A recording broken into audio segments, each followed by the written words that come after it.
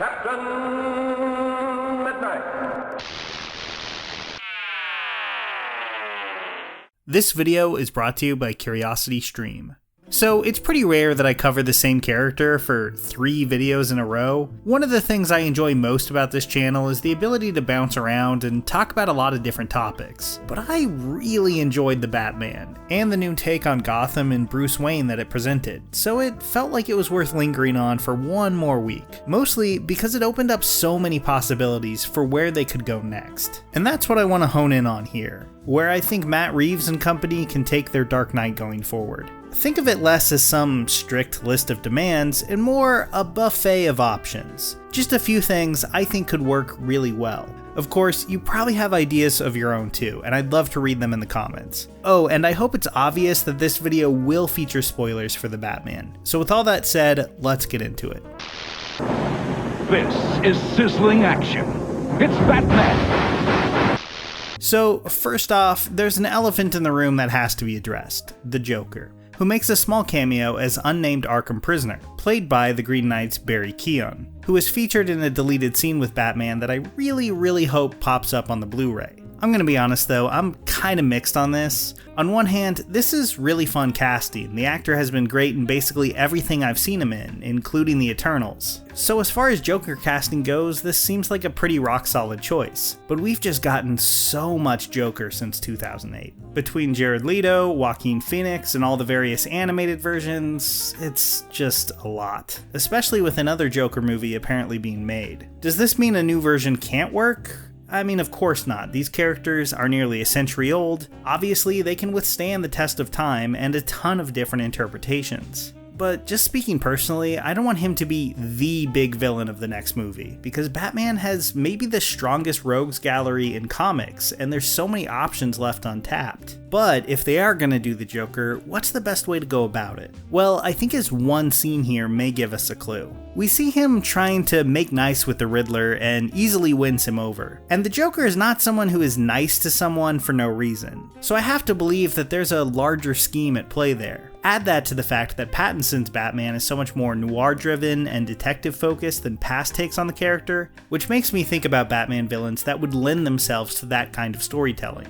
I think the Joker recruiting the Riddler and another obsessive villain in that vein, maybe Calendar Man, could be really interesting. Yeah, you run the risk of overstuffing the movie and creating an Amazing Spider-Man 2 situation, but I think with some well-written scenes between the three of them, that could easily be avoided. The Riddler was let down by Batman, someone he looked up to and felt shared similar goals. The Joker could step in and fill that void, and use both Riddler and Julian Day's Calendar Man, or maybe even the Mad Hatter, to his own ends. This sort of master manipulator of villains Joker could be different enough from Nicholson, Ledger, and Phoenix to really make a mark, I think, using other villains against Batman in a way that we haven't seen a lot of on the big screen.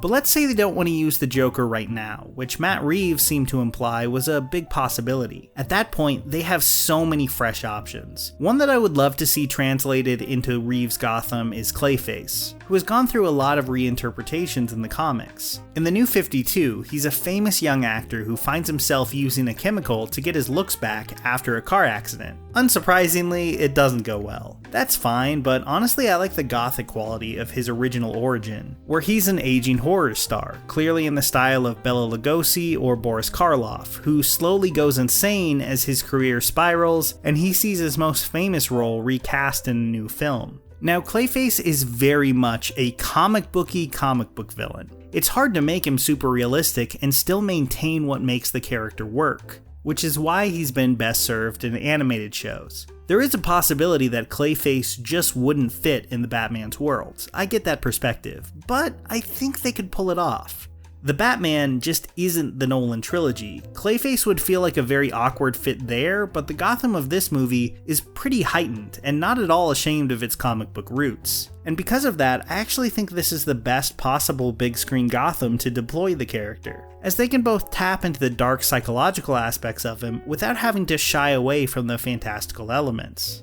There's plenty of other options as well. I know that Robert Pattinson, Matt Reeves, and Paul Dano are huge fans of The Court of Owls, so adapting that is always a possibility. But I do think it's a little unlikely, since the Batman draws very heavily from a lot of those ideas, including, crucially, the concept of the ultra-wealthy in Gotham ruling it from the shadows. So I'm gonna go in a different direction and suggest another classic villain who has just not got his due yet on the big screen, Hugo Strange. What started out as a very basic mad scientist character has been used in so many different ways, and often so well that I can't help but think he'd be a perfect fit for the world of the Batman. And although he has been in video games, cartoons, and even Fox's Gotham, played by B.D. Wong, I think on the big screen this is a character just begging for an actor to really make their own. There's been so many versions of Hugo Strange, but they usually have one thing in common: his tendency to experiment on human beings, often turning them into literal monsters. I think this really fits with the pulpy tone of Pattinson's film, which wasn't afraid to lean into the horror movie aesthetic.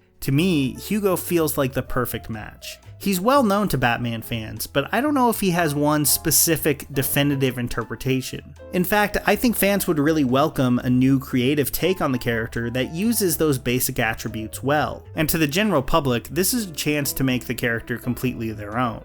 And it would introduce a beloved part of Batman's mythos to people who have maybe only seen the Burton, Schumacher, or Nolan movies and aren't familiar with him. Obviously, I like all the previous villains that I listed here, but if I had to pick one bad guy to put in the next film, it would be Hugo Strange. Like, Clayface could work, but Strange just seems like a perfect tonal match already. And I'll actually say that I wouldn't mind them bringing in the post-crisis era monsters he created either. I know some people would probably find them a little too over the top, but honestly, I'd love to see Matt Reeves' team design monsters in this universe. And like Clayface, I think it is heightened enough to pull them off.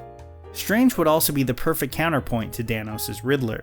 Where Riddler was a poor orphan, known and respected by almost no one but a few online followers, Strange is often depicted as a member of the upper class of Gotham, a respected academic and expert in psychology. In other words, someone who probably attends a lot of the same functions and events as someone like Bruce Wayne is supposed to. I think that creates a great opportunity to use the Bruce Wayne side of the character more, and give him a little more incentive to come out of the Batman shell, much like The Funeral did in the first film. There's just so much untapped cinematic potential with Strange that I think it's worth exploring. Maybe Warner Brothers won't love the fact that his name is Strange and that he's, a doctor, which might create some confusion for the general audience, but I'd really love him to finally get a fair shot on the big screen. Or, they could just ignore all of this and let Nicolas Cage play Eggman like he desperately wants to.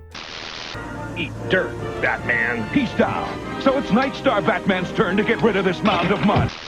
If you're looking for more Batman content, I highly recommend Just Right's Great Working Titles video on Batman the Animated Series, which you can find on Nebula. This is a Streamy Award-nominated service made by creators, and it features people like Tierzu, H Bomber Guy, Nando V Movies, and so many others. And just to be clear, I post all of my videos there first and ad-free, along with some completely exclusive videos. And the best part is, it's bundled in with an amazing documentary streaming service, Curiosity Stream. They have titles like Obit, a really fascinating doc on obituary writers, which is honestly one of my favorite films I've seen this year. You combine that with their documentaries on nature, history, and tech, and you have a great offer. So when you sign up to Curiosity Stream, you'll just receive an email that welcomes you to Nebula as well. You can get both services for just $14.79 for the entire year. So sign up now by going to curiositystream.com/captainmidnight.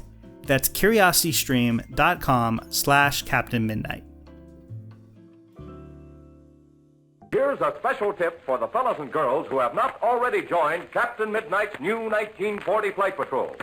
You'd better hurry up and join at once, because there's a big adventure ahead. The thing to do now is to get started, because we're going to have not only barrels of fun, but loads of free gifts and prizes too.